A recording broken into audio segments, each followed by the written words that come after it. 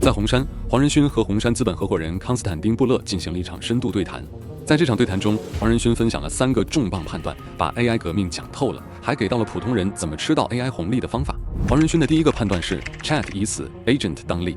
很多人对 AI 的印象可能还停留在写文案、做图片的阶段，但黄仁勋直接画了2个关键节点，告诉你 AI 现在有多厉害。一个是2年前 AI 的关键词是 Generate AI， 生成式 AI， 只能生成内容，生成文字、图片、视频等，大家会觉得它好玩，但不赚钱。一个是现在 AI 进化成了 Agent AI， 智能体 AI， 它变成了能干活的 AI， 能构建复杂的系统，会用工具，还会组队干活。一个 AI 搞不定的事，能喊其他 AI 一起配合。比如英伟达内部现在有数十万个 AI 智能体在同时工作，互相沟通解决问题。那再进一步，未来 AI 不仅能控制数字工具，还能控制物理世界的机器，也就是物理 AI。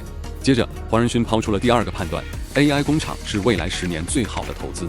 在工业革命时期，发电机把自然界的水力、风力、火力变成动能，再转化为电力，最后铺成了电网。在 AI 革命时期，也就是现在， AI 工厂输入电子，输出 token， 这些 token 就是智能。那 AI 工厂到底有多赚钱呢？黄仁勋算了一笔账，一个机架有72块 GPU， 重2吨，造价400万美元，是全世界最贵的工业设备。一个1吉瓦的 AI 工厂总造价是500亿美元，但回报率极高，因为这个价值500亿美元的 AI 工厂1年能产出3000到4000亿美元的智能价值，回本速度远超任何传统工厂。这也是为什么现在全球都在疯狂建数据中心，因为这不是在盖房子，这是在建未来的智能发电厂。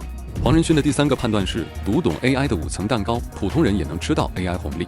黄仁勋说，今年全球会往 AI 产业投1万亿美元，未来整个 AI 生态会达到每年20万亿美元的规模，但钱不会被英伟达一家赚走，因为整个 AI 产业像一个5层的蛋糕，从下到上每一层都有普通人能抓住的机会。第1层是能源， AI 工厂是电老虎，一个吉瓦的 AI 工厂1年要耗10亿度电，没有电，再贵的 GPU 都是废料。那机会在哪儿呢？所有能发电的行业都会迎来爆发，不管是核电、风电、太阳能还是氢能，这是过去100年能源行业最大的增长机会。黄仁勋还给到了3个代表公司。That's the reason why Siemens is doing so well, that's Mitsubishi is doing fantastically, GE, Vernova. 第2层是硬件和网络，这是 AI 工厂的核心零部件，包括 GPU、服务器、交换机、光纤、硅光子等。也就是说，芯片制造、服务器组装、网络设备生产，所有给 AI 工厂造零件的行业都有机会。第3层是基础设施，包括土地、电力配套、数据中心建设和运营。现在全球所有这些东西都严重短缺，有钱都买不到。第4层才是大家熟知的 AI 模型，在这一块不要只盯着语言模型，因为 AI 不仅能学人类语言，还能学任何有规律的东西，比如蛋白质的语言、物理的语言、细胞的语言，未来会有无数垂直领域的专业模型。第5层是 AI 应用，这是普通人最容易参与的一层。去年全球有1000亿美元的风投都投在了这一层，这是人类历史上单一年度风投最多的领域。因为任何行业都可以用 AI 重做一遍，只要你能想到的行业都有 AI 改造的空间。其实所有这些看着都很高大上，但黄仁勋隐藏的意思就是，当几乎所有的热钱都涌现一个赛道的时候，对于普通人来说，最好的办法就是加入这个赛道，或者对这个赛道进行投资。在最后，黄仁勋说，不要被 AI 末日论吓倒，因为这是某些人在试图通过制造恐慌来让普通人离 AI 远一点，好让一小部分特权阶层独占时代的红利。所以与其逃避 AI， 不如告诉自己，告诉孩子， AI 是超能力，一定要学会用它。因为这场革命才刚刚开始，现在入场一点都不晚。 Thank you so much, Jensen. So we are in the middle of a massive AI revolution. It is probably bigger and faster than even the Industrial Revolution. And you have called out what's happening right now as the largest infrastructure build-out in human history. At the center of that build-out is the AI factory. And the company enabling all of that is NVIDIA. Can you tell us what is an AI factory and why is it the best investment for any enterprise in the next decade? Okay, so you could understand AI in a particular number of ways. The way that you understand AI probably most is through a chatbot, through a web browser. You're interacting with it, you give it a prompt, it says something back to you. And even those of you who have been using AI for some time, you've seen in the last couple, 2-3 years, a very significant evolution, improvement in the capabilities of AI. 2 years ago, you heard about ChatGPT. And ChatGPT basically is a computer software that understands the input you give it. It can perceive, understand information, and it can translate and generate the information into something else. Okay, so you can give it a prompt and you can say, here's this PDF I gave you. I would like you now to summarize it. It went from text to text. You could also tell it, here's a PDF I gave you. I would like you to now generate an image of that story. It goes text to image. You could go from image to text, meaning you could give it a picture and what's happening inside this picture. It goes text, image to text. Does that make sense? Anything to anything else. And AI in 2 years time, 2 years ago, was largely able to do this translation. We call it generative models, okay? Generative AI. But the thing that is very big deal inside that word generative AI is in order to do something even more valuable than understanding and generating is thinking. Well, you can't think if you don't generate words. And so the foundation of generative AI gave us the ability to generate internal thoughts, thinking, reasoning, step-by-step reasoning, problem solving. It also allowed us to do another thing that is now very important, which is generate intelligence to control something else, to generate control to use a tool. Does it make sense? To use a browser, use a spreadsheet, use Photoshop, use PowerPoint, use something, use AutoCAD, use another tool. Now, that tool today is digital, but someday that tool will be mechanical. So if I generate a command to a mechanical system, that would be called robotics. If I generate commands for a machine with steering wheel, that would be called self-driving cars. Does that make sense? Okay. And so 2 years ago, in fact, you saw the foundations, we call it ChatGPT, and everybody said, it's fun, it's silly, or it produced a whole bunch of crazy hallucinated text. That's all true, but it was the foundational technology that led to all of this. 2 years later, we now have agentic systems. Now, that's one view of AI. I just described the view, which is what can AI do? Right? And so now all of you realize you see it from ChatGPT, you see it from Codex, you see it from Claude Code, you see that it's now able to not just understand, but it's able to do work. Reason and do work. Now, 2 years ago, when AI was able to understand you and generate information that was interesting, novel, a little cute, whenever you need a poem written, great way to do it, right? Who doesn't want to write a country song? And so that was 2 years ago, but now, because it's able to do work, AI is valuable. Valuable meaning it can generate information, it can generate useful work, and it could be paid for it. Because we're interested in having friends that are smart. We love people who are know-it-alls, but we don't pay them for it. We pay for people who do work. Does that make sense? All right, which is what happened in the last 2 years. AI went from having this capability to now agentic, went from not very valuable to now producing useful work. So much useful work that you and I are doing this every day. We're paying AI by the hour, right? And so we might pay them $30 an hour to do the work, $20 an hour to do the work. We're basically paying AI a lot of money today, the fastest growing software business in the history of mankind. Because now it's doing useful work and we can pay them to do it. Now, that's one view of AI, which is what it can do. But one other view of AI that's really important to help reason through what Konstantin's saying. So, for example, the reason why some people are able to build great businesses and could maneuver themselves into the center of very large industries is because when they see this capability, this is very interesting. One interesting thought is, if we're able to do this, what is the implication to this downstream industries?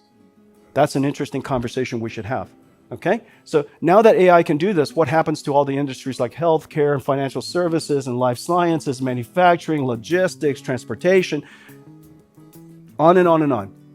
E-tail, advertising, future entertainment, the list of conversations you can have about now that AI can do this, what can it do as a result subsequently? That's an interesting conversation. But you should go upstream, meaning industrially, what does that mean? And so the first thing you realize is this.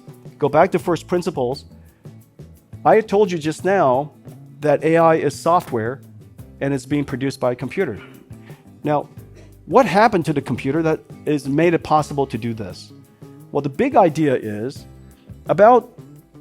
if you think about the computer as we know it today, really emerged about 64 years ago.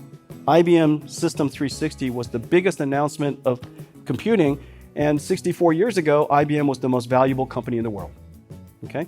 And they created the modern understanding of computers. Everything that we can describe about a computer was really described in 1964.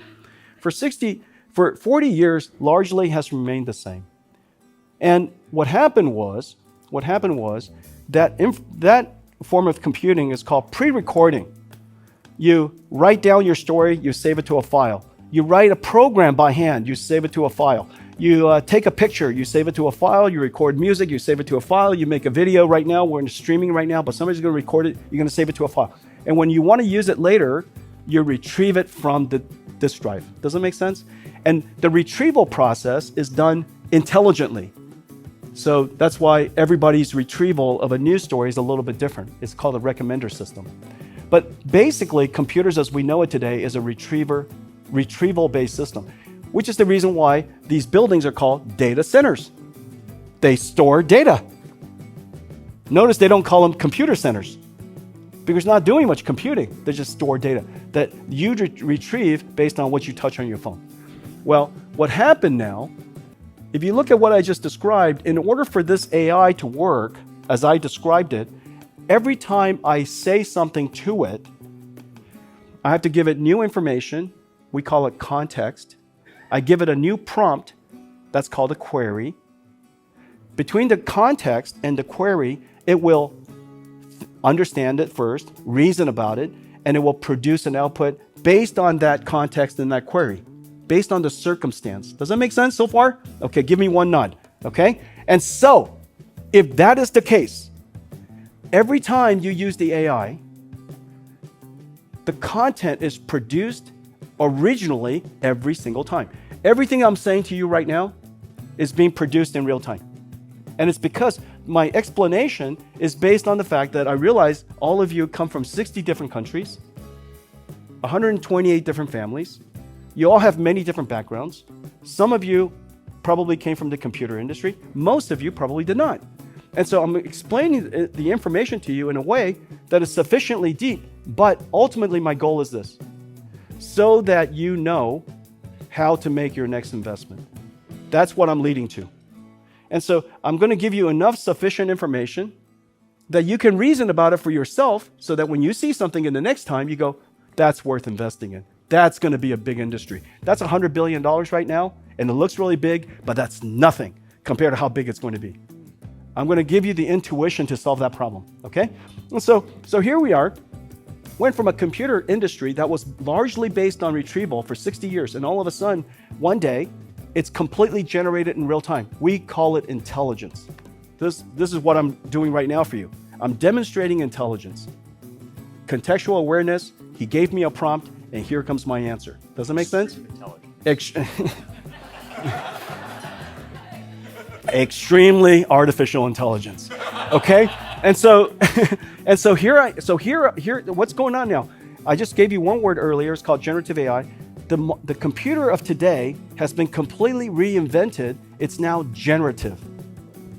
And every single letter you see, every single word you see in the future, every video, every image, every ad, every TV commercial, every single time you read a story, a news story, every one of them will be different. What Constantine sees, what I see, what you see will be completely different because it'll be generated for you.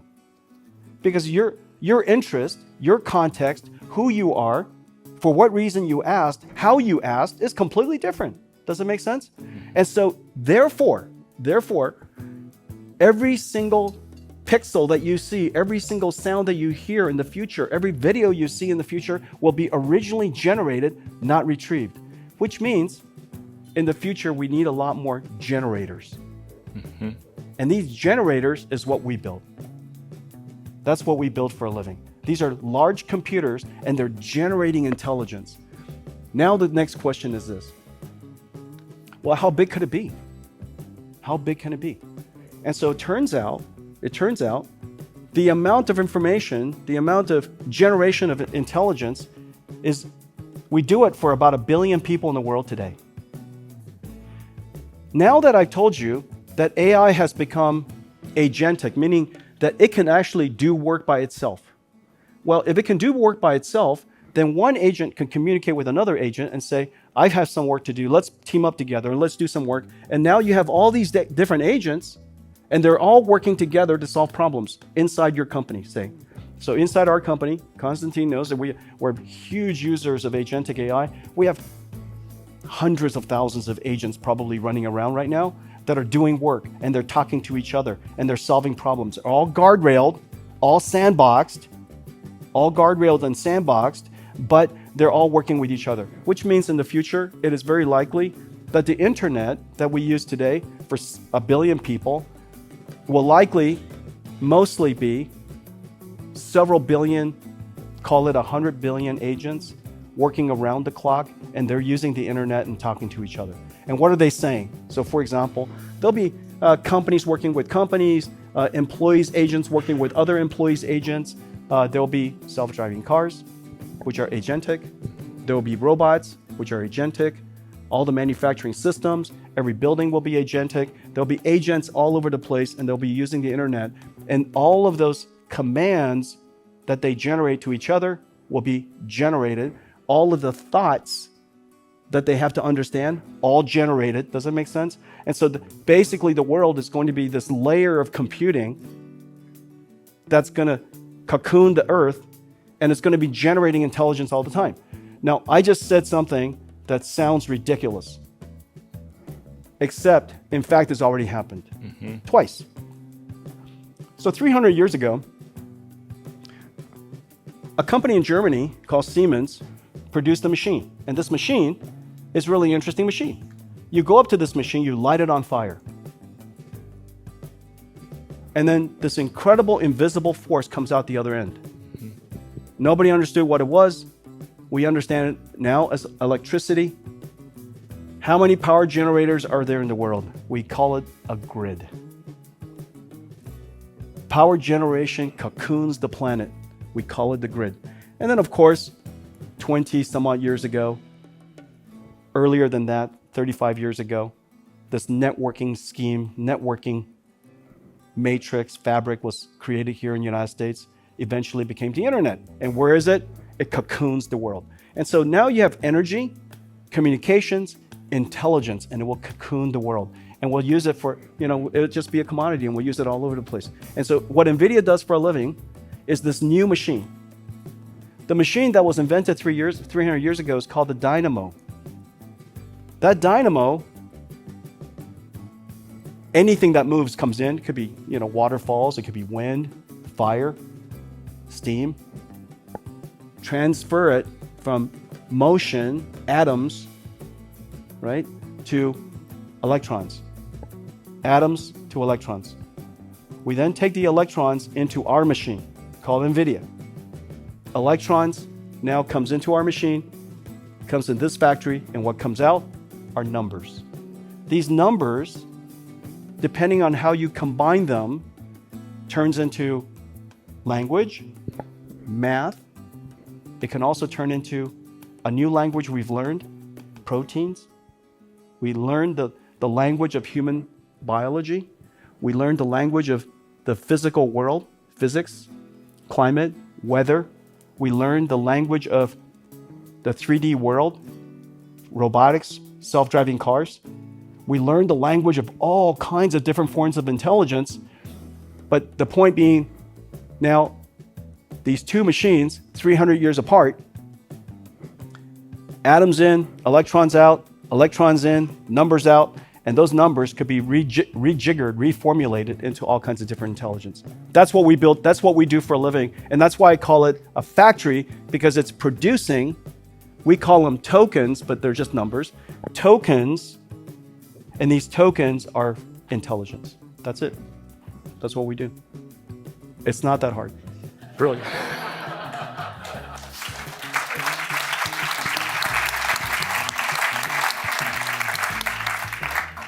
Now you know what AI is for, and now you know how AI is built, and how big it's going to be. Thank you all for joining today. Thank you. Good job. Excellent question. I really felt that carried it. The prompt. You laid it up for me. Okay, so this is a massive revolution. Yeah. And you laid out 3 transformations. Energy transformation, which touches everyone today, and a lot of the people in the audience are part of these manufacturing and energy producers globally. Telecommunications, which connects all of us, and now intelligence. And in energy, you talked about the generator. Telecommunications, I guess the comparable would be the switch or something along those lines for routing communications globally. And now in the intelligence revolution, it's the GPU at the core. And the AI factory like the H100 or any of the new systems that bring everything you need under the same hood, Vera Rubin, what have you. And these factories, so you know, these generators, it's each one of our units, we call it a rack. There's 72 chips inside. We manufacture, call it 8 million of them this year, but 72 of them go into a rack. That rack weighs 2 tons. It is $4 million, has 1.5 million parts, and it's the most expensive piece of equipment in the world. And we manufacture them like I guess it would be like phones. I mean, we crank them out, and they go into data centers all over the world. And yeah, we build these machines in volume. They are big devices. This Yes. is how you do your weightlifting. Yes. I understand. No volume discounts. Okay, so you laid out this picture of a very exciting world that we are in. We're in the middle of this revolution. We're, you could say decades in, you could say years in, certainly now in the mainstream of the intelligence revolution. How do we participate? I'm sure everybody here wants to participate in this revolution. Yeah, excellent question. Let's start with big enterprises, and then let's get to individuals as well. Yep. How do people join this movement? And so now I gave you 2 mental models. I'm going to give you one more mental model. So one mental model, they're really, we could talk about this story and hopefully we cover all 4 phases. I just talked about what AI can do. I talked about how AI is made, and these things are in these factories. These factories are, each gigawatt is about $50 billion. So if you've ever seen, it's the most expensive factory in the world, but it also, that one $50 billion factory also generates $400 billion in intelligence. And so the production value is incredible, okay? The return on investment is extremely fast. And so that's the factory part. The part that I'm going to tell you now, and this is very important when you think about investment, is what does the industrial layout look like for AI? And the way to think about the industrial view is think of it as a 5-layer cake. Now I told you on the bottom is energy. The bottom is, remember I said the dynamo, okay? Now we have, of course, different AC generators and things like that, power generation. And so on the lowest layer is energy. This is the single greatest opportunity in several generations for the energy industries to grow.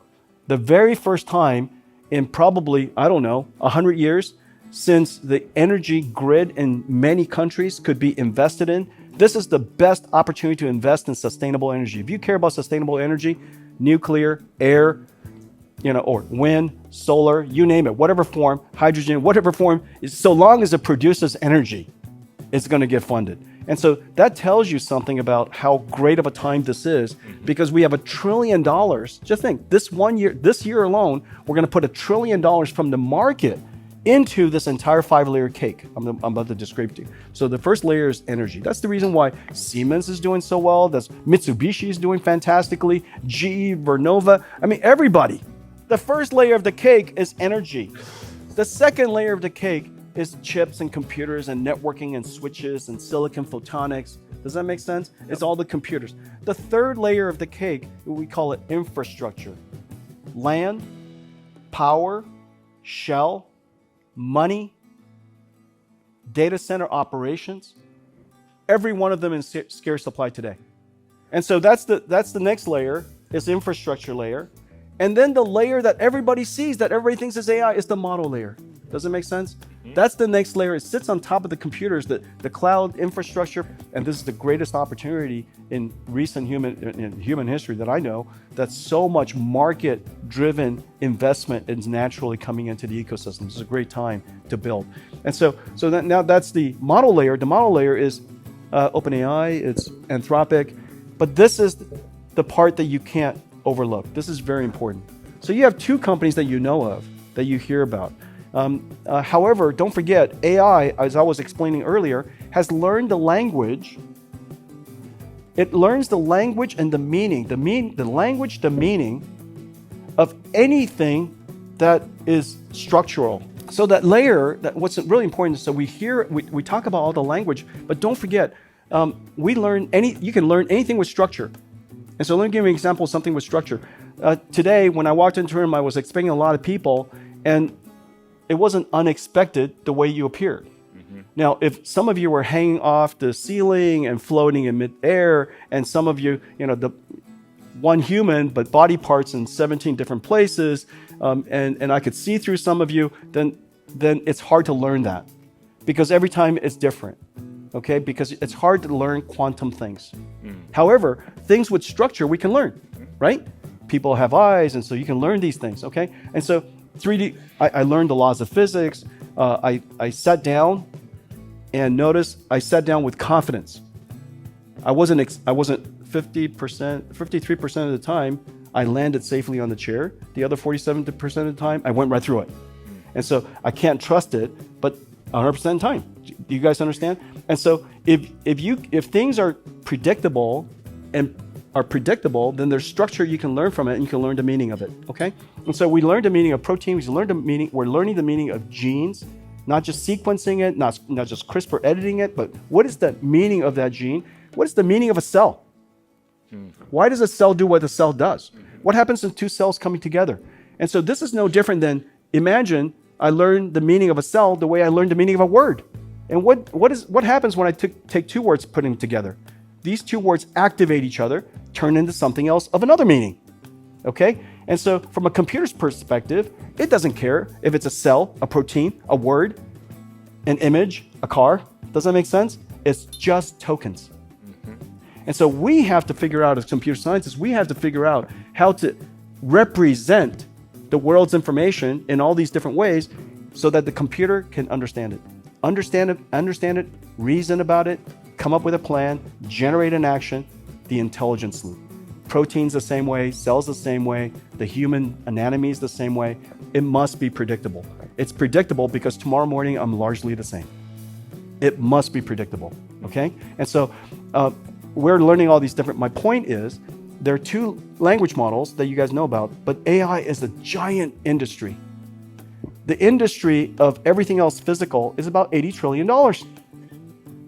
It is actually, the most important frontier, the parts that we're not talking about. And then on top of that, this model, this technology, then feeds into all the stuff that Konstantin gets to see these days, which is all of these startups that are coming up with revolutionary ideas in financial services, in legal, in accounting, in transportation, logistics. Isn't that right?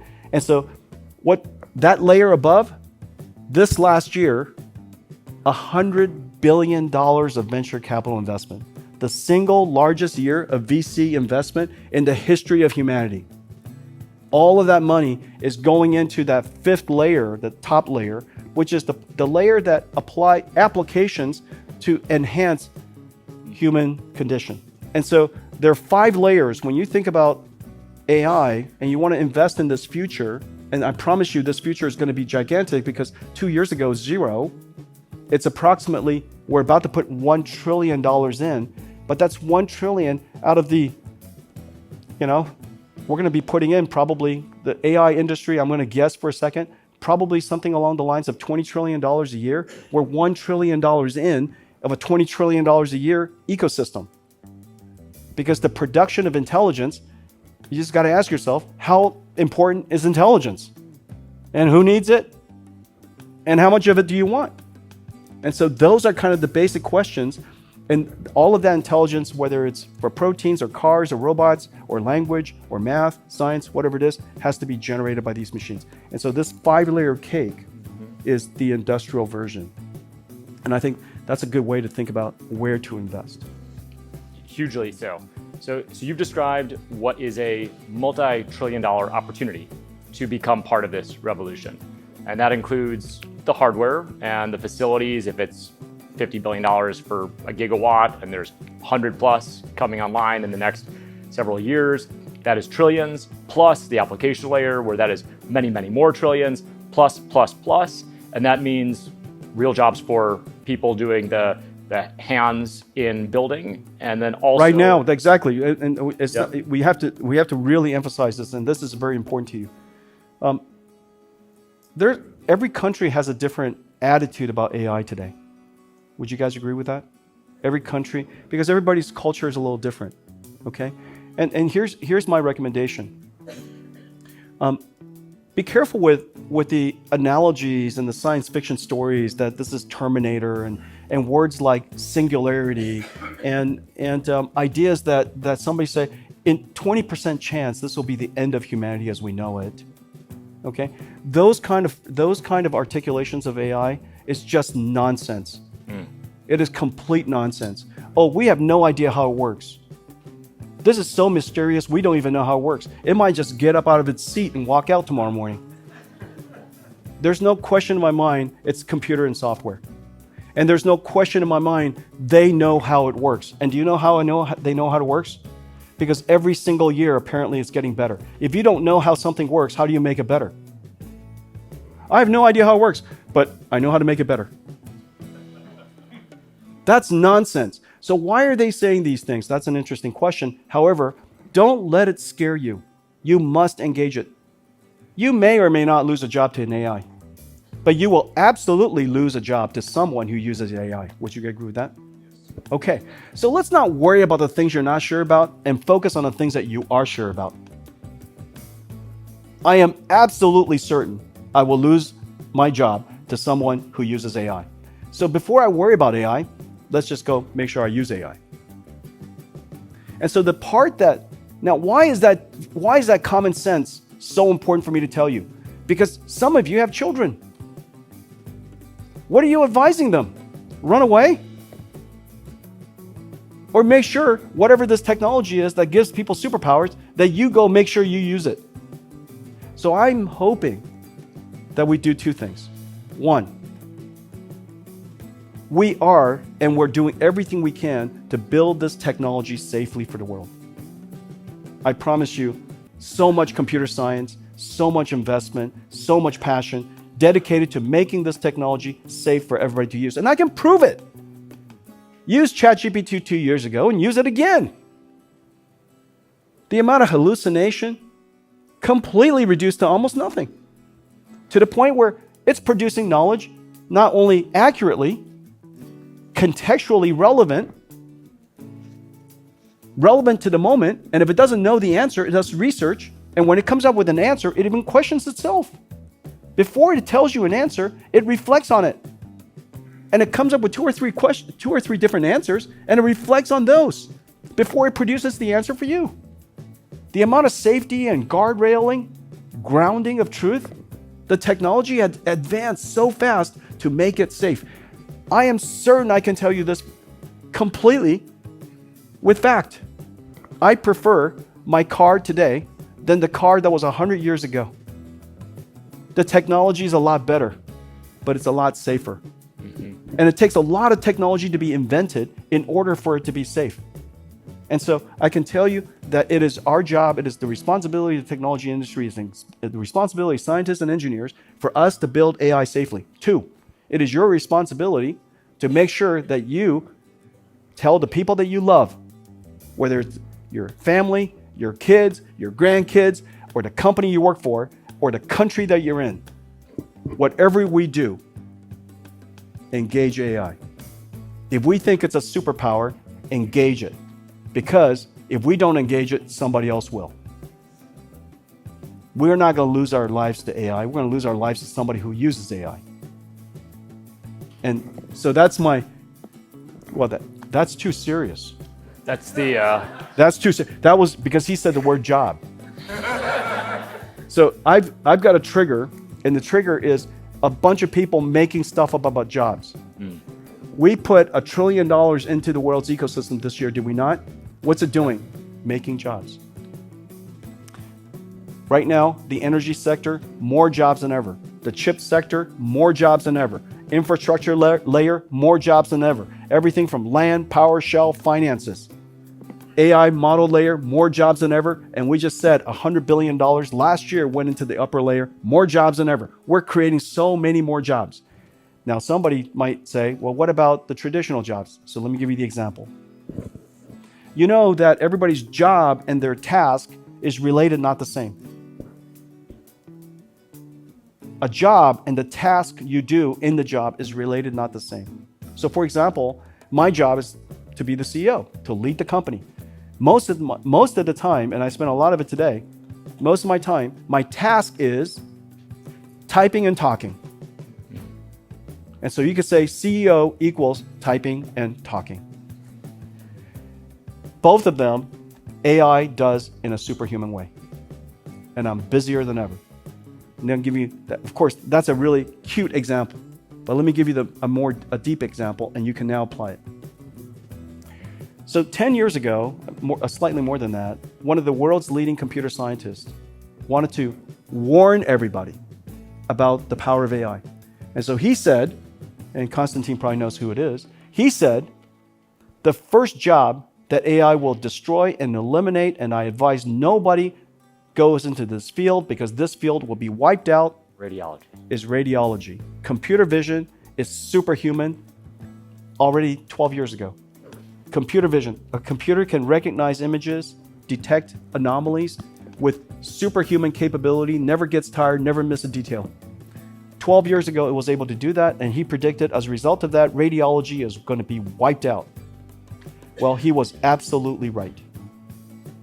Radiology was completely penetrated by computer vision. Computer vision proliferated through every single form of radiology, and every radiology stack and every radiologist today is augmented by computer vision. However, the interesting thing is this: radiology demand went up. The number of radiologists in the world went up. Why? Audience participation, please. Why? I heard some of the things, it's all true. It turns out radiology spends a lot of time studying scans. But the purpose of the radiologist is to work with doctors to diagnose disease. To work with doctors to diagnose disease. And because it's now automated, they are more productive. So two things happen. More patients are admitted into the hospital. They do more scans. The radiology department became more profitable. When they realized they were more profitable and they were admitting more patients, they hired more radiologists so that they could admit more patients, so that they could make more money, take care of more people, because as it turns out, there are a lot of people who are suffering and they're waiting to get into the hospital. So now, let's pretend for a second, do you appreciate the computer scientists tell you it's going to be the end of the world for radiologists? My point is, we have to be responsible about what we make up because we could have done harm. And it turns out the number of people who want to be radiologists after his speech, because it permeated through everything, the number of radiologists started to decline. But we need more radiologists. Now, somebody recently said 90% of software coding will be gone, and therefore we don't need software engineers. Meanwhile, we're hiring more software engineers than ever. Yep.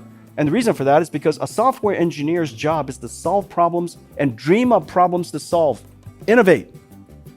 I never hired somebody and said, hey, guess what? You're a software engineer. Listen, here's a keyboard. Show me how many words a second you can type. Typing is not the job of a software engineer. Coding is not their job. Solving problems is their job. And so I just gave you two examples. Task versus purpose. Does that make sense? It turns out this example happens all over the place. But because we have such a contrived, such a naive understanding that computer scientists could say things like 50% of the jobs will be gone. Software coding is completely irrelevant. Radiology is going to be wiped out. Because we think about it from the task perspective, we forgot the purpose of the job. There were radiologists before there were workstations. There are going to be radiologists after AI. There were engineers before software coding. I promise you that. There will be engineers after. Does that make sense? And so that's the way to think about jobs. And I've now covered two things. One, if your country is not investing in AI, there's a massive boom of jobs that you're missing out on. If your country or your company is not investing in AI, there's a level of elevation of your people that you're missing out on. AI is not going to eliminate jobs. AI is going to elevate your job. If I were a plumber today, largely I get a task sheet or a schematic. However, if I'm a plumber tomorrow, it is very likely I'm a designer as well. Does that make sense? Yes, because you and I both know that we could just use AI to generate these incredible designs of a kitchen. If I'm a carpenter, if I were a salesperson of furniture, I'm going to be an interior designer for sure. And so I've elevated my craft. Went from somebody who sells furniture to somebody who could advise you on how beautiful your home could be. I went from somebody who's a carpenter. You expecting me to come and just, put some wood together. And now I'm your home designer. I've elevated my craft. I've given you so many examples, but that's my point. I think the narrative about AI is absolutely wrong. And the goal is to scare everybody out of it so that some people could benefit from it. But AI, as you know, is the greatest force for eliminating the technology divide in my entire career. I spent 40 some odd years, my entire life has been in computer design. I spent 40 some odd years, and this entire time, the technology we created became more and more and more and more complex. And the number of people who could program these computers as a percentage of population declined. Yep. Who in this room knows C++? Come on, cut it out, you weirdos. This row is a startup company. Okay, and so this row, okay, so we're looking at 2%, okay? 2%, and this is a very strange room. This is a very strange room. And so 2% of society knows C++. How many people know human? Okay, more than 2%. And so everybody now can program a computer, and yet in the past only 2% can. We have closed the technology divide. We got to bring everybody with us. Does that make sense?